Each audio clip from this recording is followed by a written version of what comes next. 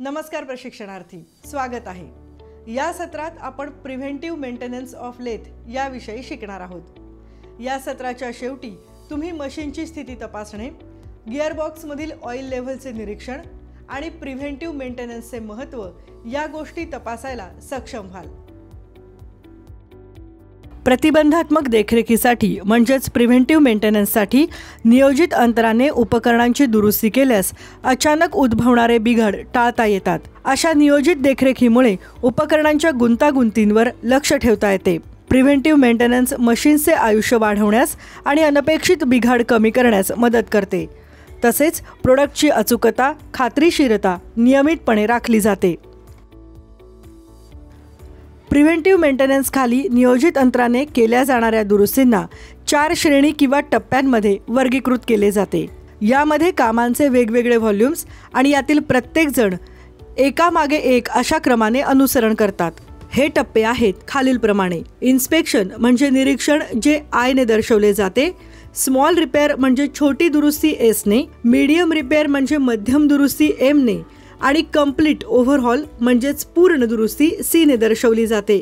या दुरुस्त्या उपकरणावर क्रमाने केल्या जातात, ज्या एखाद्या उपकरणासाठी व्यवस्थितरित्या स्पष्ट केलेल्या असतात। इन्स्पेक्शनमध्ये पुढील स्टेप्स असतात: सर्व स्पीड आणि फीडमध्ये संपूर्ण मेकॅनिझम नीट काम करत आहे ना यासाठी एक्सटर्नल इन्स्पेक्शन करतात। रेग्युलेशन आणि adjustment of couplings, clutches, spindle bearings, wedges आणि स्मूथ स्लाइडिंग करता clamping plates, brakes, lead, nut play.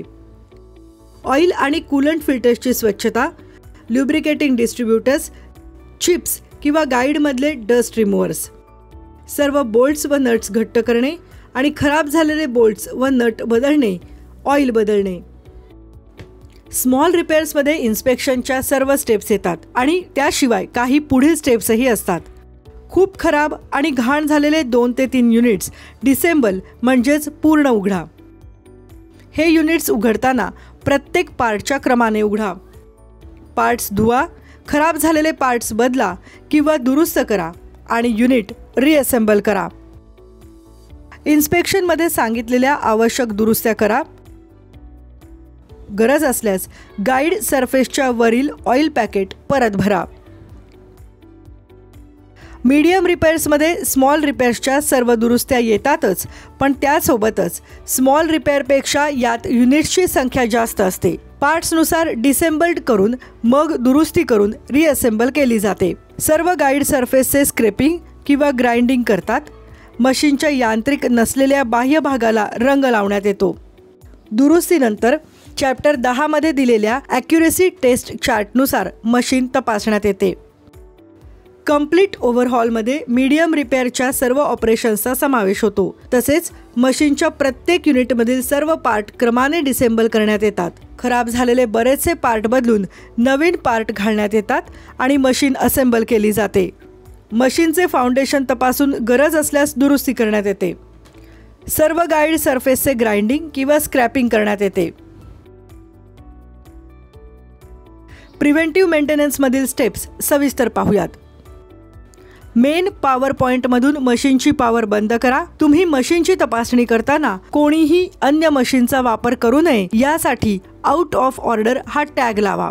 Side cover उघडा आणि ड्रायव्हिंग बेल्ट तपासा। बेल्ट्स खराब झाले असतील, जास्त तडा गेला असेल किंवा भेगा पडल्या असतील किंवा जास्त घर्षण झाले असेल तर ती बदलायची गरज आहे। बेल्टचे टेन्शन तपासा।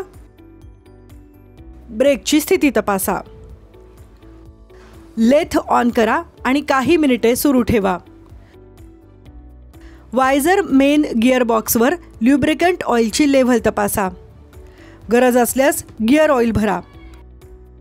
मशीन सुरू असताना किंवा रनिंग टेस्टमध्ये सर्व ऑटोमॅटिक फीडिंग मूव्हमेंट व्यवस्थित काम करत आहेत ना हे तपासा। टेलस्टॉक लॉकिंग स्थिती आणि दोन्ही लिव्हर्स व्यवस्थित लॉक झाले आहेत ना हे तपासा।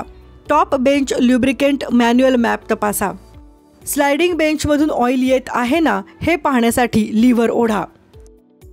टँकमधील ल्युब्रिकंट ऑइलची लेव्हल आणि बेंच ल्युब्रिकेशन तपासा।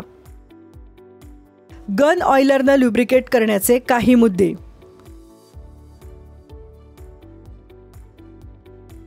कूलंटची लेव्हल तपासा आणि गरज असल्यास रिफिल करा. दर 4 महिन्यांनी किंवा खराब झाल्यावर टँक रिकामा करून त्यात नवीन कूलंट भरा. रिफिल करताना कूलंटशी संपर्क टाळा. रबर ग्लोव्ज घालूनच हे काम करा. कूलंट टँकचा तळ तपासा. तळाशी काही कण कचरा नसल्याची खात्री करा. कण कचरा काढा आणि नेहमी कूलंट टँक स्वच्छ राहील याची काळजी घ्या. लेथ सुरू करा आणि कूलंट पुरेशा प्रमाणात पोहोचत असल्याचे तपासा. मेन पॉवर केबलची स्थिती कशी आहे हे तपासा. जर ती खराब झाली असेल तर बदला. सर्व एक्सटर्नल स्विचेसची स्थिती तपासा. सर्व नादुरुस्त किंवा खराब स्विचेस दुरुस्त करा किंवा बदला. सर्व लिमिट स्विचेसमधली स्थिती तपासा. ते मजबूत हवेत. निखळलेले, सैल किंवा खराब लिमिट स्विचमुळे मशीनमध्ये सतत बिघाड होत राहतील. अचूकता किती हवी यावर भर देऊन सेंटर टेलस्टॉकची हेडस्टॉकच्या सेंटरसोबतची अलाइनमेंट वर्षभरातून एकदा तपासल्यास सोयीचे होईल. सेंटर्स दरम्यान समांतर बार बसवून डायल इंडिकेटर सेंटर्स दरम्यान समांतरता तपासून अलाइनमेंट मिळवता येऊ शकते. आता आपण प्रिव्हेंटिव्ह मेंटेनन्स ऑफ लेथ या सत्राच्या शेवटी आलो आहोत. आतापर्यंत तुम्ही मशीनची स्थिती तपासणे, गिअरबॉक्समधील ऑइल लेव्हलचे निरीक्षण आणि प्रिव्हेंटिव्ह मेंटेनन्सचे महत्त्व या गोष्टी तपासण्यामध्ये सक्षम झाला असाल.